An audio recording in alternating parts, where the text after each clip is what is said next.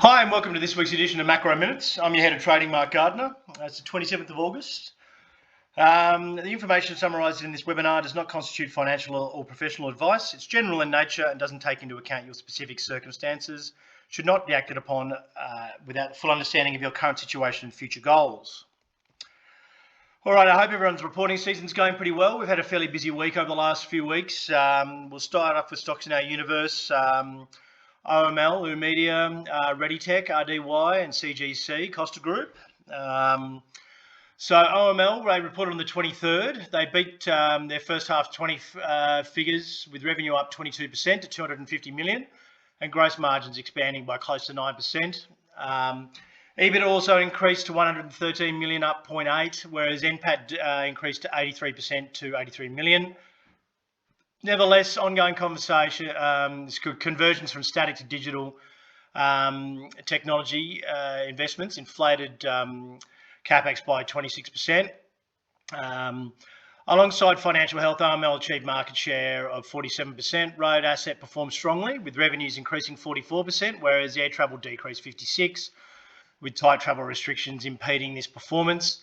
From other things I've read as well, actually, there a lot of those airports advertising stuff's locked in for long periods of time, so there won't be too much consequential effect there really until they start renewing contracts towards the end of next year.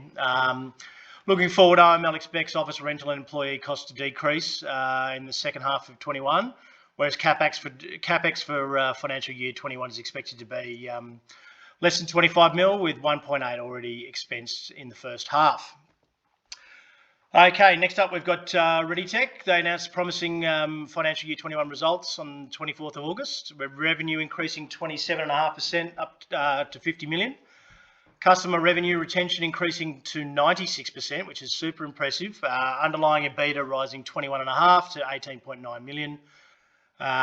This growth can be attributed to both organic reasons and RDY's successful integration of Open Office. Government and justice verticals contributed to 4.8 million in revenue, which is 9.6%, and 1.7 in EBITDA, which is 9%. Successful integration of 00 or OO, RDY's management shifts its position to growing its education and work pathways and workforce solutions. RDY seeks to target high-value customers, with the ARPU increasing to 25k, a 24% increase from the previous period. Following growth in 21, they're targeting organic revenue of about 125 mil by financial year 26 and aims for the next financial year EBITDA margins to be in the range of 36 to 38%. Moreover, its high conviction pipeline of 19 million seeks to capitalise on executing in these growth opportunities. So that one's going, fairly well. CGC is a bit of a flip side of the story. Obviously suffered a little bit earlier in the year due to labour shortages, which is hopefully being solved a little bit by the bringing in the South Pacific workers, but they reported their first half earnings with figures mostly in line with market consensus. Revenue stood at 612 mil, EBITDA rose 4.3 to 124.4 million, NPAT increased 3% to 44. Interim dividend of 4 cents per share was announced and is payable on the 7th. Despite the border restrictions, their international segment performed strongly, with revenues increasing 25% compared to the previous period of to 149.4 mil. Their growth strategy in these markets has been catalysed by its increased production footprint, higher crop yields, premium pricing advantage and licensing revenue. Revenue from Costa Farms and Logistics performed in line with the previous period, whereas EBITDA fell 15% to 6.3 million. Nevertheless, the acquisition of Select Fresh Group is expected to expand Costa's Western Australian footprint and increase its wholesale distribution capabilities. Going forward, financial year 22, they expect strong demand from international markets, especially North Asia and the US. Citrus and berry seasons later in the calendar year. They're expected to deliver healthy growth that is likely to offset issues with with tomato supply. Short-term labour challenges would have been addressed, however, but it's likely that COVID supply chain issues will continue to pose bottlenecks in Southeast Asia. There is a drought in the US there at the moment. Costa is at a fairly depressed share price. I think pretty much trading somewhere around the 330 mark or 320 mark. Overall, this will probably improve. I think it's been a previous trading recommendation and an open investing recommendation. And given the favourable conditions and the geographical footprint, I would dare say that these sort of low prices wouldn't last for too much longer overall. It's just unfortunate. It's a very bad thing in a market at record highs to be disappointing the market in any way. So I think the share price is probably a little bit unfairly dealt with here at the moment. Rightio, we've got trading stock of the week. Recommendation went out yesterday for Wiser. So Wiser is like a personal finance company, essentially. They reported yesterday. They were up about 10%. They pulled back a little bit today. It's around about the entry price here at 30.5 cents. This is definitely not one to bet the farm on. It's only a $400 million market cap company. But in flicking through their investor presentation, they've had 20 consecutive quarters of growth. They've just had their first cash flow positive quarter as well, which is very good. Some of the most positive things really is the credit rating. The average credit rating of their customers continues to increase. Their default rate continues to fall. Not that default rate's a massive thing in Australia really anyway, because of our credit system, etc. Look, I don't think there's going to be any shock to a default rate unless the unemployment rate starts to head up, and we obviously had that peak of unemployment last year, and they still managed to have consecutive growth quarters. So in these favourable conditions at the moment, I would dare say this is a nice little trade. You probably only do about half your average clip size, maybe even slightly less. The beat is quite high, so it moves twice as much as what the index does. Not a super high conviction trade, but I think the trend looks pretty good overall. They've got some good tailwinds, and could quite easily slip up to that 40-cent mark without too much hassle. There's not a hell of a lot of reasons as to why they would be necessarily pulling back after those great results. So you can have a look at that one for a shorter term trade. Stocks to watch out for now. We've got Fortescue, Helios, and Crown. Fortescue will be releasing their results on the 30th, one of the last ones to report. Basically, it's the largest pure play iron ore miner listed on the exchange. It's an attractive stock for investors who are bullish iron ore prices. Based on the falling iron ore price over the last month as Chinese demand falls and Brazil's iron ore supply increases, FMG's strong correlation to the commodity will impact their short-term performance in the financial year 22. It's already reflected in Fortescue falling from 26.5 a share on the 29th when they announced their production, their quarterly production numbers. They fell down into the $19 region on August 25th. So, prior to August 25th. Midterm outlook is a little bit concerning if that trend continues, but look, iron ore experienced strong tailwinds from the lows in April 2020, combined with speculation to rally about 169%, leading to a strong performance in the financial year 21. Analysts expecting revenues of 21.2 billion, beating the company guidance by about 3.5%, and earnings per share growth year on year of 109.3%. Look, this is something that is also a trading department recommendation. At these levels around here, you're looking at yields of above 12%.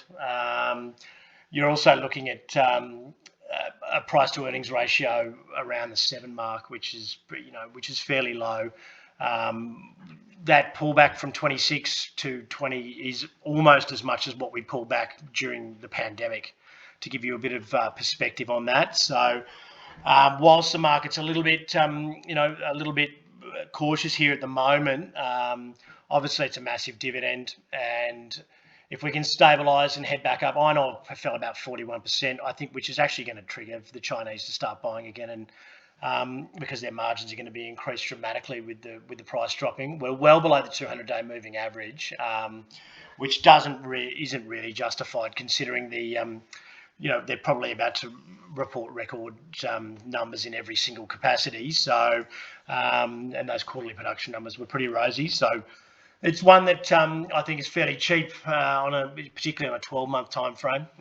Similar BHP and Oz Minerals, two other companies that reported really well, and for whatever reason have decided the share prices have started to peel off. They're all blue chip, high quality companies. And I think it might be a case of the market just getting a little bit carried away at the moment. So next up, we've got Helios. They'll be reporting on the 30th as well. Revenue breakdown: medical imaging about 5%, medical centres 4%, pathology 72.4%. They've agreed to sell their Adora fertility business and 3-day hospitals in WA, New South Wales, Queensland, Victoria to Virtus Health for 45 million. The transaction's expected to be completed in the second quarter of this financial year. Whilst the business was performing strongly over the last 2 years, Helios believes the sale will enable them to simplify their portfolio and direct management focus to grow the core diagnostics and day hospital businesses. They reached an all-time high of 526 on the 23rd of August. They pulled back a little bit over the last couple of days. They confirmed they will repay the government 1.3 million in JobKeeper payments, which is expected to have minimal impact on the business. That's a pretty smart move, given that they are the lead tester for COVID tests. They've done something like 3 million tests at $86 a pop. And we had numbers at 1,000 COVID cases the other day in New South Wales. So I dare say that's good. That's continuing. So obviously that part of the business is doing extraordinarily well. They reported an increase of 10.2% in NPAT on the second half of financial year 21, which can be strongly attributed to those COVID pathology sales. They have high upfront costs for the necessary equipment and relatively low variable costs, so enabling HLS to benefit significantly. A mean broker forecast estimates HLS experienced about 20% growth in revenue. They're expected to continue benefiting from the effects of COVID, and then long-term uncertainties of whether the current performance will be sustainable, with brokers expecting 1% revenue growth for the next year. So now we'll move on to Crown. They'll be releasing their full year results on the 30th as well. That would pretty much wrap up the reporting season. They made an announcement last week that Steve McCann, has been appointed as the new CEO of Crown Melbourne. Assuming Crown Resorts continues to retain its Melbourne casino licence despite the misconduct allegations, which almost led to its immediate cancellation, it still has some room to recover, with Crown Melbourne reopened on the 11th of June. And now it's obviously the casino remaining closed. As a result, Crown's performance is forecasted to be fairly grim. Statutory revenue down 62% to 580 mil. Half one financial year 21 and EBITDA down 99%, with Crown remaining closed for the bulk of 21, compounded with the COVID restrictions. Their performance is expected to remain similar. Crown losing or unable to get a gaming licence in Perth and Sydney is further set to underperform early market expectations. It's got some unpaid taxes associated with Crown Melbourne, amounting to 61 million, putting further potential pressure on next year's results. So yeah, probably by the sounds of things, one to avoid there. I think there's probably plenty of other reopening plays that might be a hell of a lot safer than that. Rightio, looking ahead, we've got Australian GDP, US unemployment, and OPEC plus. We've also got Jackson Hole Symposium in the States over the weekend as well. Jerome Powell speaking tonight. We've had a few Fed members talk about wanting to start reducing the bond purchases. Powell is much more of a dove in this regard, though. But this non-farm payrolls number next Friday is going to be super important. If we get another big number, I think we had about 900,000 last month. it's really going to put pressure on the Fed to start tapering. But the other, we do have a bit of a rise in COVID cases in the southern states of the US, but where there's not a huge vaccination rate. So there's been a few, other numbers, sort of fringe employment numbers that haven't been massive, but they are expecting still about 800,000. Now, we've got Australian GDP next Wednesday. That's for the June quarter. It's a lagging indicator, and we've obviously had all the COVID lockdowns. So, to be honest, it'll be probably largely ignored unless it's on the high side. Obviously, worthwhile, taking note of from a general standpoint, but I don't think it'll be very much market moving. Next Wednesday is also the OPEC Plus meeting. Important to oil markets, but obviously given the trouble in Afghanistan recently, and there's, the fears sort of starting to increase a little bit about this Delta variant, particularly sort of in the US. Oil probably has a few other catalysts around it that are probably going to push prices around more than this. But it is definitely one of those things that will move the oil price around. The oil price has dropped off quite a bit, I think about 10% in the last week or so. But it's had a spectacular rally. It's been quite volatile there. So, but it's one to look out for. Hopefully, they've sorted out their internal issues with the sort of a few of the countries bickering about production flaws, etc. So, look, thanks for attending the Maqro Minutes. We've had we've had a very successful reporting season. I think the strike rate for the research department has been around about the 90% mark. We've done quite well, even though it's despite it being a very difficult reporting season. So I hope you all did very well and followed the recommendations and made some money. We'll be looking to the next couple of months probably being seasonally the rockier style months. So make sure you're checking your inboxes for all the releases from our research department. Yes, we'll chat again next week.